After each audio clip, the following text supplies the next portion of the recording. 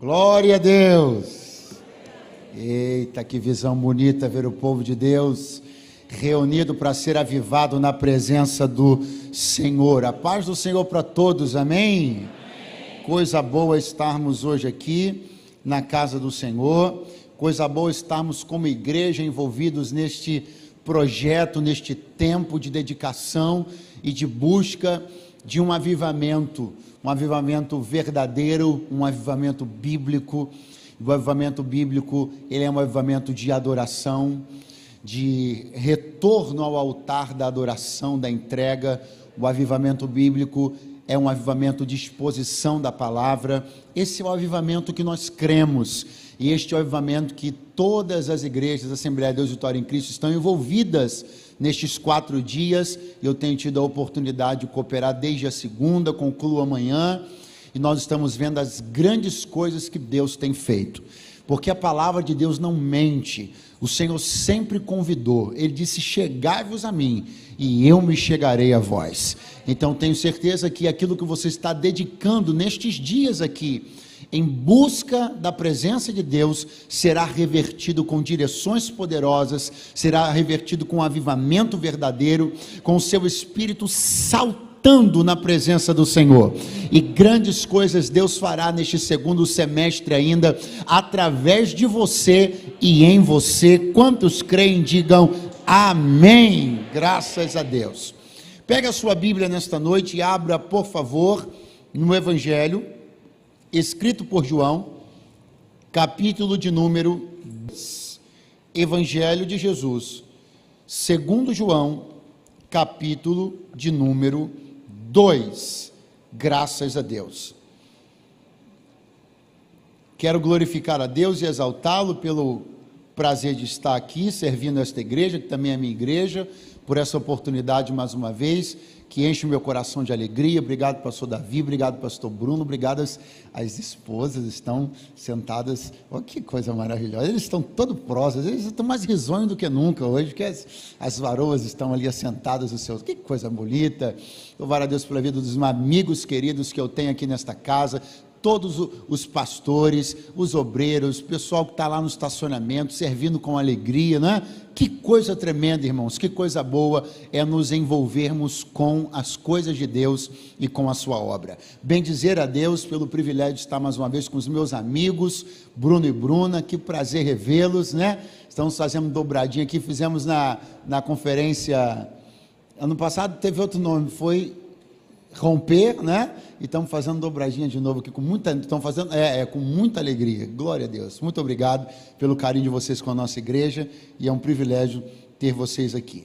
João, capítulo de número 2, só antes dar mais uma enfatizada aqui, né?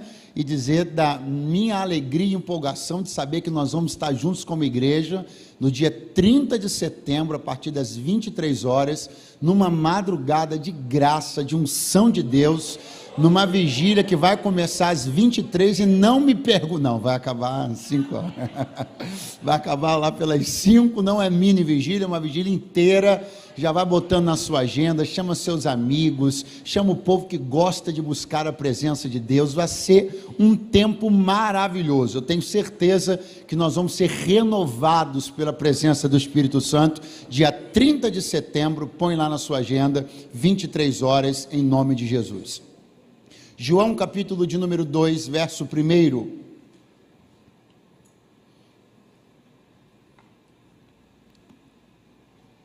Está escrito: e ao terceiro dia, fizeram-se umas bodas em Caná da Galileia, e estava ali a mãe de Jesus.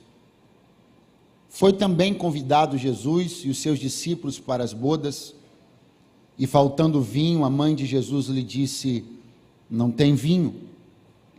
Disse-lhe Jesus: mulher, que tenho eu contigo? Não é chegada ainda a minha hora. Sua mãe disse aos serventes: façam tudo o que ele vos disser. Estavam ali postas 6 talhas de pedra para a purificação dos judeus, em cada uma cabiam 2 ou 3 almudes. Disse-lhe Jesus: enchei de água essas talhas. E encheram-nas até em cima. E disse-lhes: tirai agora e levai ao mestre-sala. E levaram.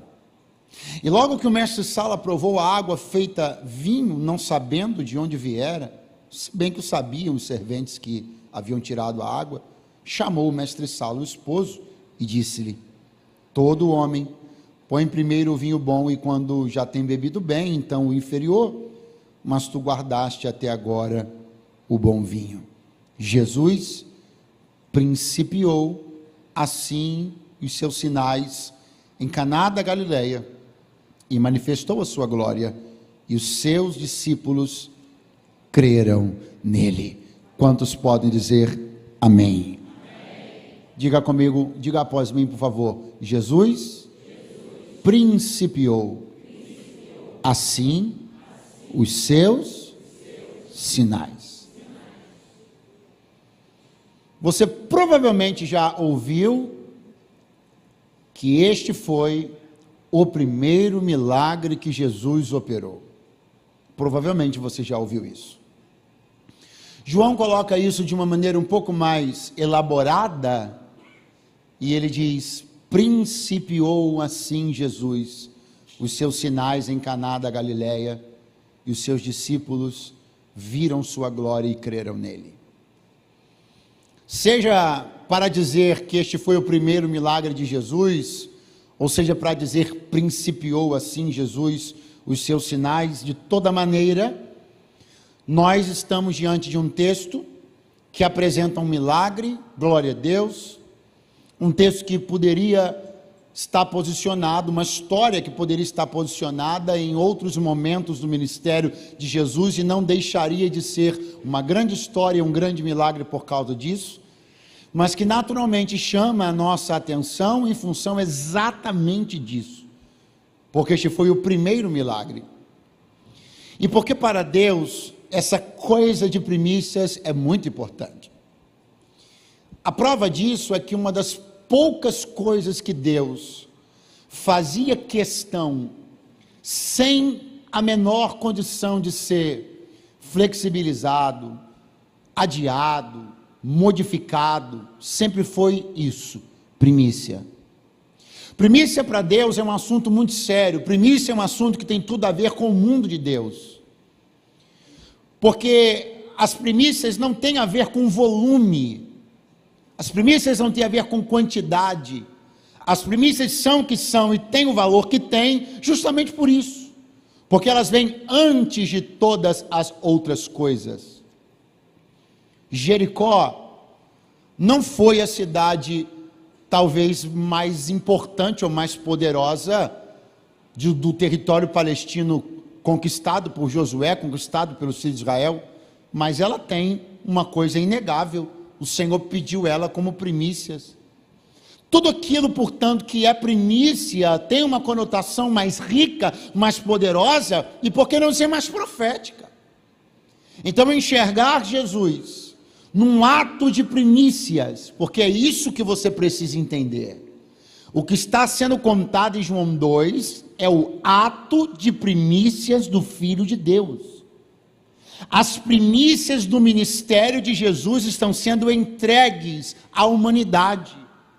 A dádiva dos seus milagres está sendo conhecida, está começando a ser conhecida aqui em João 2, em Caná da Galileia, num casamento que quase incorreu num grande constrangimento, mas que acabou com uma baita festa, porque Jesus decidiu que naquele casamento, naquela família, naquele dia, naquela cidade, ele iria entregar as suas primícias. Quando eu falo sobre primícias, sobre primeiro, e falo sobre Jesus, eu me lembro de uma das coisas mais poderosas que a Bíblia disse sobre Jesus, através da vida do apóstolo Paulo, escrevendo aos Colossenses. Quem ainda está aí, diga amém, por favor. Que bom. Através da vida do apóstolo Paulo, escrevendo aos Colossenses, Paulo assim disse sobre o Senhor Jesus, num texto que visava distingui-lo de todo o restante da criação, dos seres e etc. Paulo diz: ele é o primogênito de toda a criação. Quando Paulo diz que Jesus é o primogênito de toda a criação, ele não está dizendo que Jesus foi o primeiro criado, até porque, obviamente, você sabe que Jesus não foi criado, ele é eterno como o Pai o é, e como o Espírito também o é. Dizer que Jesus é o primogênito de toda a criação é dizer o que João também explicou melhor no capítulo 1 do Evangelho, um capítulo atrás desse, que a criação teve sua partida nele, em Jesus. Ele estava no princípio com Deus, as coisas todas feitas foram feitas através dele, por ele. Então o apóstolo Paulo não está falando que ele foi o primeiro a ser criado, mas quando diz que ele é o primogênito de toda a criação, está dizendo que toda a criação demandou dele. Quem está me entendendo, diga amém. Amém. Quem é que vai entrar nas bodas de Caná, num casamento de Caná, no capítulo 2? Diga bem forte após mim: o primogênito de toda a criação. Essa é uma identidade, sim. Essa é uma credencial poderosa na eternidade, sim. Ninguém assume um posto como esse, não. Mas Jesus estava fazendo aqui uma outra coisa. Ele que já é o primogênito de toda a criação vai entrar no casamento. E o que é que vai acontecer? O vinho vai acabar. O vinho vai? Então vamos ter um pensamento lógico. Se a credencial que Jesus ostenta, segundo diz o apóstolo Paulo, é ser o primogênito de toda a criação, se o vinho acabou, qual teria sido a lógica? Que Jesus tivesse criado vinho, sim ou não? Mas o que Jesus fez? O que ele fez? Transformou a água em vinho. O milagre de João 2 não é sobre criação. O milagre de João 2 é sobre transformação. Porque sobre criação eu já sabia, no mistério eterno de quem é o Filho de Deus, que ele participou da criação. Então ele está entrando aqui em João 2 para poder fechar um ciclo perfeito, para poder tapar todas as arestas, para que eu me despreocupe e fique tranquilo a respeito de tudo. Por quê? Porque Paulo me diz, ele é o primogênito da criação, então se não tiver, ele cria, mas ele mesmo me diz, eu também sou o primogênito de toda transformação. Então se é sobre criação o seu assunto, ele resolve. Se é sobre transformação a sua demanda, ele resolve. Ele me trouxe hoje aqui para te dizer, não há necessidade de procurar em outro endereço, chamar por outro nome, nem se dobrar em outro altar. Eu sou o primogênito que cria e o primogênito que transforma. Aleluia. Glória a Deus. Glória a Deus. Se o seu caso é sobre algo inexistente, ele cria. Se o seu caso é sobre algo existente, porém não satisfatório, ele transforma. Se o seu caso é sobre algo que não existe, ele entrega e cria, até se for preciso, como diz as Escrituras, chamando do nada a existência. Mas se o seu caso é uma água que tem, mas não é tudo o que você precisa, se o seu caso é um casamento que existe numa certidão, mas não atende às demandas afetivas que você precisa, se o seu caso é uma empresa que existe num CNPJ, mas só dá prejuízo e não dá lucro, ele me trouxe para dizer, eu crio e transformo, eu crio e transformo, eu crio. Eu acho que só 50% estão me ouvindo. Eu crio e transformo, eu crio e transformo. Aleluia. João disse para nós que ele estava no princípio com Deus, significando, porém, entender que ele estava presente em todo ato criativo, inclusive todo ato criativo, como já disse, demandou dele. João está dizendo que ele estava presente nas primeiras cenas da história da criação, presente nas primeiras cenas da história da humanidade. Significa, portanto, entender que ele estava lá, presenciando criação, queda e promessa de restauração. Significa entender que Jesus estava lá no Gênesis, quando viu um casal numa condição. Pergunte qual? Pergunte qual? Vergonha. Não sou eu. A Bíblia Sagrada é que diz que quando Adão e Eva percebem-se nus, eles vão tentar, num ato atrapalhado e improvisado, costurar folhas de figueira para poder tecer um avental para cobrir aquela vergonha. Portanto, eu percebo o primogênito de toda a criação presente estava no Gênesis, vendo um casamento envergonhado, um casal constrangido. Aí ele agora está no seu ministério encarnado e é convidado com sua mãe e seus discípulos para um casamento, e quando ele chega lá, ele está vendo a iminência do constrangimento e da vergonha. Ele se lembra do que aconteceu com o primeiro casal e resolve agora intervir na vida deste, porque Deus me trouxe para lhe dizer: eu sou especialista em evitar vexame e vergonha. Eu faço isso desde o Gênesis e vou fazer pela tua casa também. Aleluia!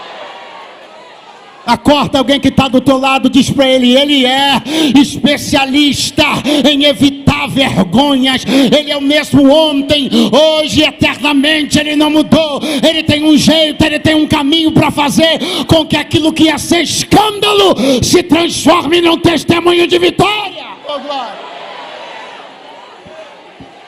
Ai, aracancho, relemacheia.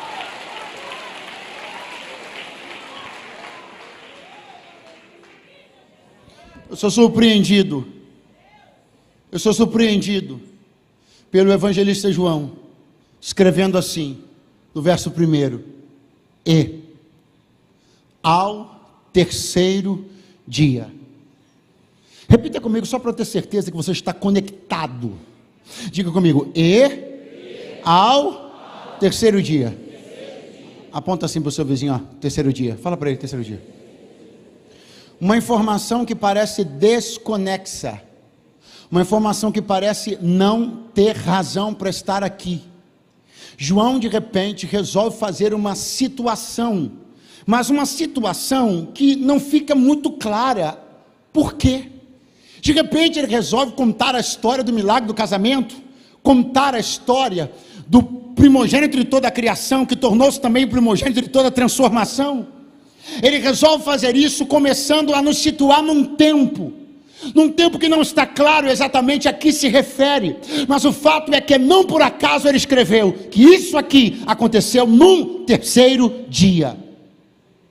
O primeiro milagre de Jesus, a ponta de cá do seu ministério, aconteceu num terceiro dia. Você quer ir para a ponta de lá? Quer ir para a ponta do fim? Sabe o que você vai descobrir? Que ele terminou exatamente como começou, num terceiro dia também. 5 pessoas estão aqui, vou tentar de novo. Se você olhar para a ponta de cá, você vai descobrir que o ministério dele começou num terceiro, e se você olhar para a ponta de lá, 3 anos depois, você vai descobrir que o ministério terreno dele acabou também num terceiro dia. Só que essa é a altura que você para e pensa: o que isso tem a ver comigo? É verdade. O fato é que nós lemos a Bíblia sempre numa perspectiva, e isso é muito bom, a perspectiva de pertencimento. A gente quer olhar o texto e sentir-se que ele pertence a nós. A vitória do texto pertence a nós. A vitória de Abraão pertence a nós. A vitória de Gideão também pertence a nós. Se você não lê a Bíblia com senso de pertencimento, você não deveria nem estar lendo. Você lê a Bíblia e se apropria, senso de pertencimento e de apropriação. Agora sejamos razoáveis. É fato que, eu não sei você, mas eu não moro em Caná da Galileia, eu não moro lá. É fato que esse casal aqui de João 2 não se chama Eduardo e Camila. Eles têm outro nome que eu não sei, mas Eduardo e Camila não são. Fato é que eu não moro em Caná. Fato é que esse casal não somos eu e minha esposa. Fato é que eu nem sonhava em nascer neste dia, e isso parece excludente. À medida que eu vou pregando isso, você vai se sentindo descartado, excluído, deixado de lado. Mas é aí que eu te lembro que João está escrevendo que houve um terceiro dia que desencadeou vitória e milagre para um casamento que não foi o meu, numa cidade que não é a minha, numa família que não é a minha. Mas eu me lembro que esta não é uma prerrogativa apenas deles, porque se houve um terceiro dia que provocou provocou para eles milagre e transformação, para mim e para você, teve um terceiro dia também. Aleluia! Você pode se apropriar de todas as bênçãos das Escrituras. Você pode se apropriar de todos os milagres que Jesus operou, porque está escrito que Ele ressuscitou ao terceiro dia. Então bata no peito e diga: teve um terceiro dia para mim também. Você não mora em Caná, nem eu, mas teve um terceiro dia para mim também. Você não é esse casal, nem eu e minha esposa, mas teve um terceiro dia para nós também. Eu não era vizinho de Maria, mas teve um terceiro dia para mim também. Aleluia! Aleluia, porque houve algo que, uma vez feito, tornou você participante de uma história que você tinha tudo para ser mero espectador. Eu estou precisando de gente que esteja aqui no culto. Não fosse a ressurreição, nós estaríamos lendo João 2, como quem lê uma história qualquer, da qual não temos nenhum tipo de envolvimento, e que não podemos evocar nenhum tipo de bênção. Mas Ele ressuscitou num terceiro dia, para que eu cresça, que se Ele abrir o cego, o olho do cego, Ele abre o meu também. Se Ele ressuscitou o filho da viúva de Naim, ressuscita alguém na minha casa também. Teve um terceiro dia para que eu cresça, que o mesmo de Caná é o do Recreio, de Jacarepaguá, da Taquara, da Cidade de Deus. Ele é o mesmo, Ele é o mesmo. Ele me trouxe aqui para te dizer: tu não és um espectador de histórias que não te pertencem, elas também são suas, porque eu ressuscitei para te incluir nisso. Aleluia!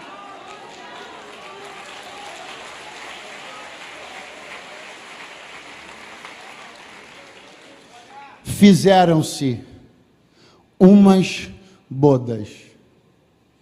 Fizeram-se umas bodas. João escreveu assim: fizeram-se umas bodas. Você deve ter feito hoje alguma coisa, provavelmente hoje. Tá bom, vou esticar. Na semana. Tá bom, vou estender um cadinho. No mês. Você deve ter feito alguma coisa que te causou orgulho. Você deve ter feito alguma coisa que te causou alegria. Você deve ter feito alguma coisa que você notou que foi bem feita. Você deve ter executado algum trabalho que ficou bom. Você deve ter executado alguma tarefa que saiu-se bem. Fazer é uma coisa boa. Quando a gente faz, a gente se sente útil. Quando a gente se faz, a gente se sente pleno. Quando a gente faz, a gente se sente interessante para os outros, interessante para a sociedade, até porque não dizer interessante para o reino. Fazer é uma dádiva, é uma prerrogativa que Deus deu ao ser humano. Deus nos deu a capacidade de executar, a capacidade de fazer. Agora, por favor, preste bem atenção, vamos dissecar esse verbo, porque João está dizendo: fizeram-se umas bodas. Ele está falando sobre aquela vizinha que fez a ornamentação da festa. Ele também está falando sobre aquele tapeceiro que fez o tapete para a noiva entrar. Ele também está falando daquela costureira que fez o vestido da noiva. Ele também está falando daquele curtidor de couro que fez a sandália do noivo. Ele está envolvendo muita gente num verbo muito interessante: fazer. Alguém fez a ornamentação, alguém fez os utensílios, alguém fez a roupa da noiva, alguém fez a roupa do noivo, e a verdade é que todos estavam envolvidos na maravilha do fazer. Enquanto todos faziam, Jesus estava lá como um convidado qualquer, até que o vinho acabou. Eu quero que você perceba que o exercício frenético do fazer não é um palco de revelação para Deus, mas quando acaba, é o espaço que Deus entra. Eu queria que você tirasse alguns segundos para agradecer. Pelo quê? Por tudo tudo que acabou e você não teve o que fazer, porque se você tivesse feito tudo a respeito de tudo que acabou, até hoje você não saberia quem é Jesus. Se até hoje tudo que você teve de problema, você tivesse resolução, você não sabia quem é Jesus. Se até hoje tudo quanto é perda, você tivesse como ter recuperado, você não sabia quem era Jesus. O fazer é palco ocupado, mas o acabou é palco vazio para Deus operar, para Deus operar. Oh, glória! Eu glorifico a Deus por tudo que acabou. Eu glorifico a Deus pelas portas que eu não tive chave para abrir. Eu glorifico a Deus pelas coisas que não se desenrolaram mediante as minhas conexões, nem o meu network. Ainda bem, porque no processo do fazer, você estava excluindo a figura mais importante da casa. No processo do fazer, você não enxergou a grandeza de quem Deus era. No processo do fazer, Ele estava incógnito na sua vida. Mas quando acabou, Ele disse: agora é a hora de você saber quem eu sou.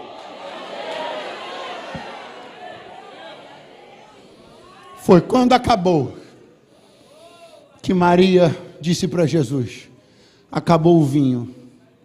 Enquanto estava todo mundo fazendo, Maria não foi olhar para Jesus e dizer: fizeram isso, fizeram aquilo outro, fizeram um bolo, fizeram um arranjo lindo para a noiva, fizeram um tapete maravilhoso, fizeram uma gravatinha borboleta para as criancinhas que entraram com a aliança, fizeram, não, ele não recebeu a notícia do que haviam feito, ele recebeu a notícia do que havia acabado, e essa é a notícia que ele mais gosta de receber. Eu tenho uma notícia para te dar. A notícia que os teus parentes estão correndo de receber é que acabou. Eles não querem ouvir que acabou. Não dá dois pauzinhos no WhatsApp quando você escreve que acabou. Dá caixa postal direto quando você quer ligar para dizer que acabou. Mas ele trouxe para dizer para você: não, a notícia que acabou não me frustra. A notícia que acabou não me assusta. A notícia que acabou me atrai. Porque enquanto você só estava fazendo, você não sabia quem era eu. Mas agora que acabou, se segura que eu vou te mostrar quem é que pode. Oh, aleluia! Estava ali a mãe de Jesus. Estava ali a mãe de Jesus. Repare que a primeira menção dos convidados da festa que João dá, não é de Jesus, é da mãe de Jesus. Ih, pastor, entrei no lugar certo? Entrou, fica tranquilo. Você entrou no lugar tão certo que nós não temos problema nenhum de reconhecer quem Maria é. A gente só não dá a ela uma glória que ela não tem. Agora, agraciada, você acha que alguma mulher teve maior privilégio na face da terra? Jamais. Agora, interceder por você, junto ao Pai, só Jesus Cristo, que é o caminho, a verdade e a vida. É simples assim. Mas a gente não tem problema nenhum em dizer que Maria foi uma mulher sensacional. Inclusive, vou além. Do ponto de vista social, o protagonismo é dela. Ué, pastor, como assim? Ué, você não reparou quem era Jesus socialmente até então? Um solteirão de 30 anos que morava com a mãe. Estou mentindo? Quem era Jesus socialmente? Um solteiro de 30 anos que morava com a mãe. Por que Jesus foi? Porque ela foi. Passou, quantas mensagens você já ouviu em casamento? Chama Jesus, esse casamento só foi o que foi, só teve transformação porque chamaram Jesus. Meu irmão, ninguém chamou Jesus sabendo quem ele era, não. Eles chamaram, foi a vizinha Maria. E como ele era filho dela, ele foi na aba dela. Pastor, que coisa terrível o senhor está falando. Não, meu irmãozão, lembramente. Não está claro isso aqui? Ele não era ainda revelado como Messias, como filho de Deus. Ele era um vizinho comum, solteiro de 30 anos que morava com a mãe. Então quem foi convidado? A mãe de Jesus. Olha o que João está escrevendo. Foi convidada a mãe de Jesus. E Jesus foi convidado também. Por causa dela. E os 12 foram também, por causa dele. Pastor, onde o senhor quer chegar? Eu quero chegar que Jesus só entrou naquele casamento por uma razão.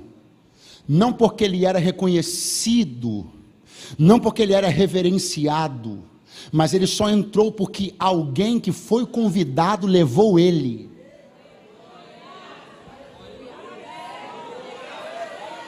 Aqui é a hora onde eu digo para você que tem gente que não sabe quem ele é.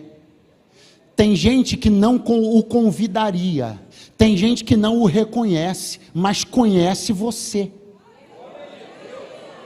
E por conhecer você, você vai. E adivinha quem é que você vai levar junto?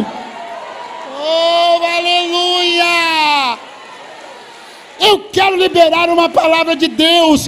Tem gente que não reconhece Deus, mas conhece você. Tem gente que não está nem aí para Jesus, mas é teu amigo de infância. Eles vão chamar você, mas quando você for, você vai levar alguém junto com você. Aleluia! E é nisso que as oportunidades se costuram. É nisso que as coisas acontecem. Escute bem, vamos avançar. Está escrito, eu estou narrando a história para você e observando alguns pontos.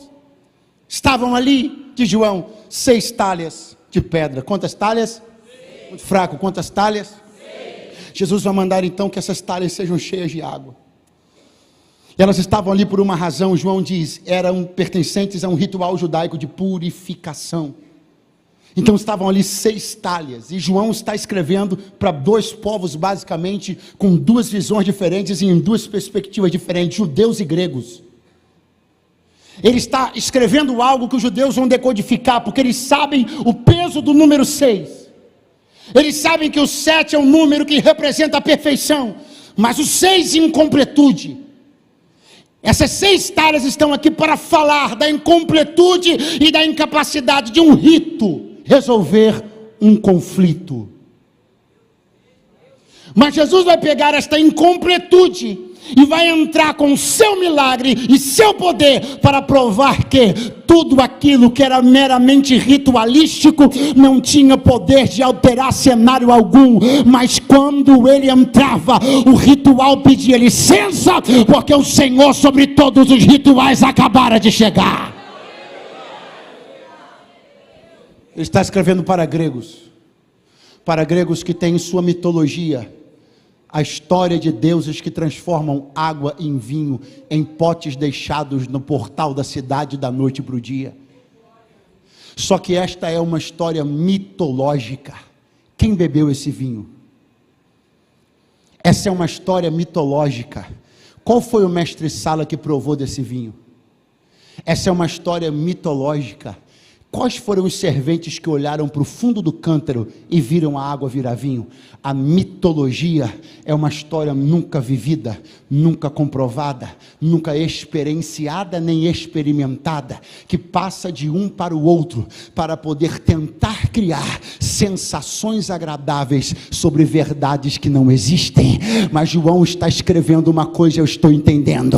Ele está dizendo: ei gregos, o que para vocês é uma história de boca em boca que não tem comprovação, para nós é verdade. Eu estava lá.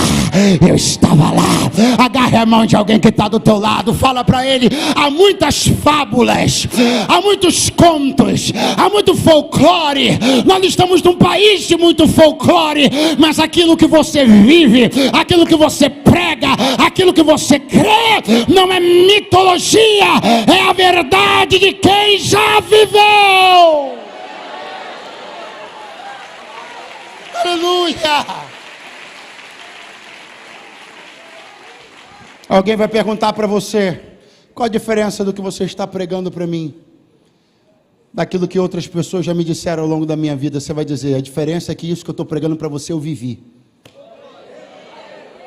Eu vou dizer para você: qual a diferença entre isso que você está contando para mim, as histórias que estão na sua Bíblia, das histórias que estão nos outros livros sacros das outras religiões? Você vai dizer: porque as coisas que estão na Bíblia não ficaram só na Bíblia, eu estou vivendo elas desde que aceitei a Bíblia. Quantos podem levantar as mãos e por alguns segundos abrirem sua boca para glorificar o nome de Jesus?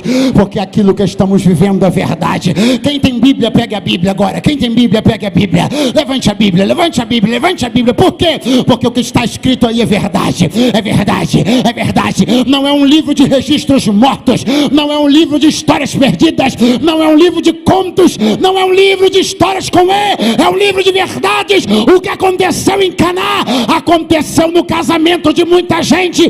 Provavelmente você está do lado de alguém que viveu o que está em João 2. O que está na Bíblia é verdade. Aleluia!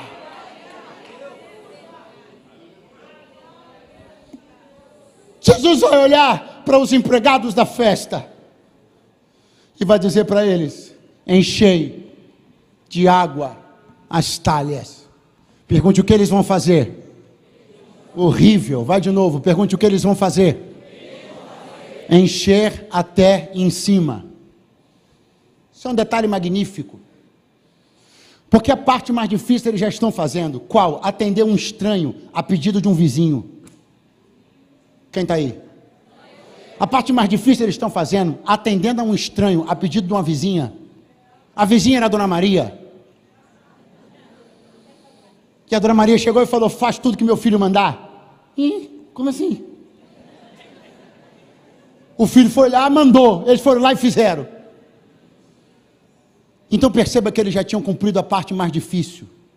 Só que você tem que entender que quando você começa um processo de obediência, você será tentado no segundo passo. Pergunte qual? Não executar a obediência completa. Jesus olhou para eles e disse: enchei de água as talhas. Eles atenderam, fase 1 da obediência. Fase 2, atenderam na íntegra, porque encheram até em cima. Pastor, eu queria entrar um pouco mais nesse manto. Quer entrar? Então venha. A parte mais difícil você fez. Saiu de casa. Quarta-feira. Série na Netflix. Tempinho chuvoso. E a pergunta é: se a parte mais difícil você fez, como é que você vem até aqui agora para me encher metade dessa talha?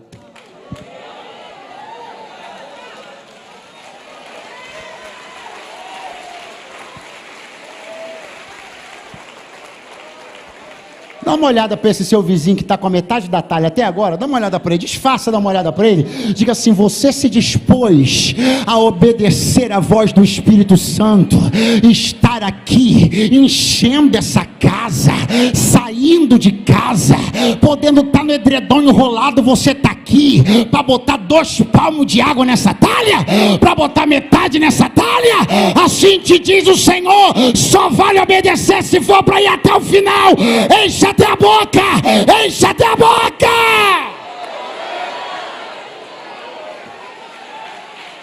Você não veio até aqui. Você não veio até aqui para agora estar preocupado de dar vexame, porque você convidou uma pessoa que não é crente, e aí, pastor, não posso levantar a mão, você dá um glória, ele vai assustar, meu irmão. Ele não assusta não, fica tranquilo, porque todo mundo que se converteu aqui em igreja pentecostal, se converteu com glória a Deus no pé do ouvido, e nem assim deixou de ser crente. Barulho de crente não assusta pecador, pelo contrário, ele arregala o olho e daqui a pouco ele diz: eu estou querendo esse negócio aí também. Para você que não se situou até agora, você está no Aviva Devec. Enche até a boca. Vai que já é 21h47. Vai que daqui a pouco o culto acaba. Vai que tu não pode aceitar voltar para casa na metade. Enche. Ai, chama, ai, serve, anaia.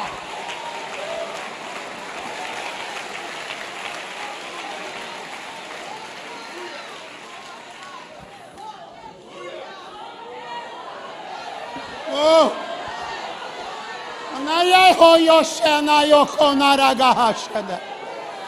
Iria cantara makoriogonoshe, eia narakalashato koromanakayashe. Pastor Eduardo, eu vou falar em línguas baixinho aqui, para não assustar meu convidado que não é crente. Tu nunca leste a Bíblia, não?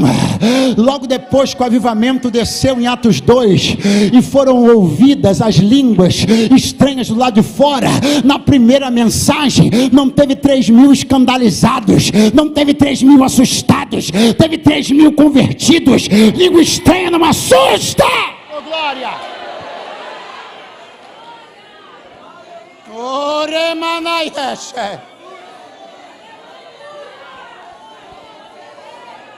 Aqueles a quem Jesus disse: enchei. Aqueles a quem Jesus disse: enchei. A estes mesmos ele disse: tirai. Pastor, o senhor tem certeza que não foram a outros? Não. E por que o senhor tem certeza? Porque eu conheço Jesus, ele é muito coerente. Ele não mandaria alguém tirar se esse mesmo nunca tivesse colocado. Pastor, quem usufrui? Quem deposita. Você está muito enganado, olhando os frutos que alguém está colhendo e achando que ele é algum tipo de privilegiado de Deus. Deus nunca autoriza tirar quem ele não mandou primeiro colocar e obedeceu. Segura a mão de alguém que está do teu lado. Deixa eu chamar o pessoal do teclado aqui, que eu acho que já tem umas 2 vezes que eu preguei aqui, que eu extrapolei o horário. Eu vou fechar a porta se eu extrapolar o terceiro. Hoje eu vou acabar na hora. Vem aqui em nome de Jesus. Dá uma chacoalhada em alguém que está do teu lado. Fala para ele, você para de ser bobo. Fala para ele. Jesus não autoriza ninguém a usufruir se esse mesmo alguém não foi obediente em depositar. Ah, pastor, eu estou vendo que esse negócio de voluntário é uma máquina para a igreja explorar os outros. Tu é bobo. Daqui a pouco eles estão sacando, e você que foi pão duro de tempo vai ficar chupando o dedo, porque quem entrega tira. Oh, glória. Aleluia. Oh, glória a Deus. Chama a banda toda. Alguém está me ouvindo? Diga amém.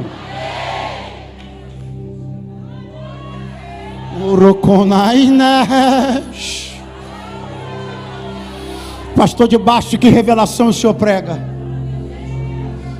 Daquela que o Espírito me diz que alguém tem olhado para você e tem dito: a igreja lavou seu cérebro,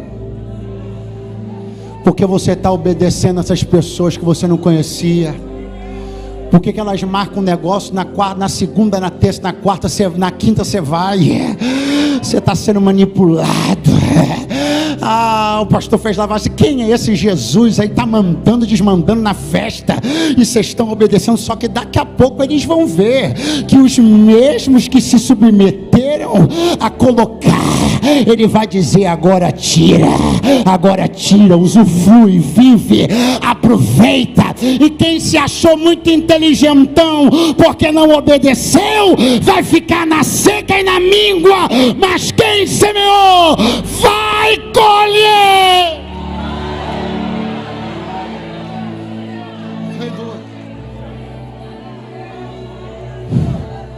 Está semeando o serviço, vai colher honra. Está semeando o serviço, vai colher honra. Está sendo obediente? Daqui a pouco esse verbo põe, enche, entrega, daqui a pouco ele muda esse verbo e ele diz: usufrui. Daqui a pouco ele muda esse verbo e diz: desfruta. Aí alguém vai querer ir lá e também ser o primeiro a usufruir. Mas Jesus vai dizer: quando eu disse deposita, tu não creu. Entrega, tu murmurou. Quando houve convocação, você disse: é bando de desocupado, eu sou um homem de negócios. E agora que chegou a hora de tirar, o primeiro a ver a água transformada em vinho vai ser aquele que acreditou e colocou a água. Vai ficando de pé do teu lugar. Tem uma atmosfera de entrega, uma atmosfera de obediência, uma atmosfera de propósito. O vizinho não entende, o pai não entende, a mãe critica, o sogro debocha, mas essa obediência vai gerar colheita.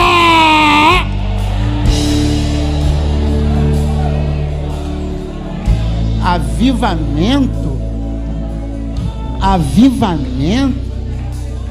Você devia estar trancado estudando para o vestibular. Avivamento. Você devia estar arrumando um jeito de ganhar dinheiro. 5 dias de 4 dias de avivamento. Você deveria estar arrumando um médico para cuidar dessa saúde, tentando arrumar um dinheiro para ir para outro país fazer um tratamento. Avivamento é artigo de luxo para quem não entende nada sobre fé, mas avivamento é artigo de primeira necessidade para quem já entendeu que é o reino de Deus.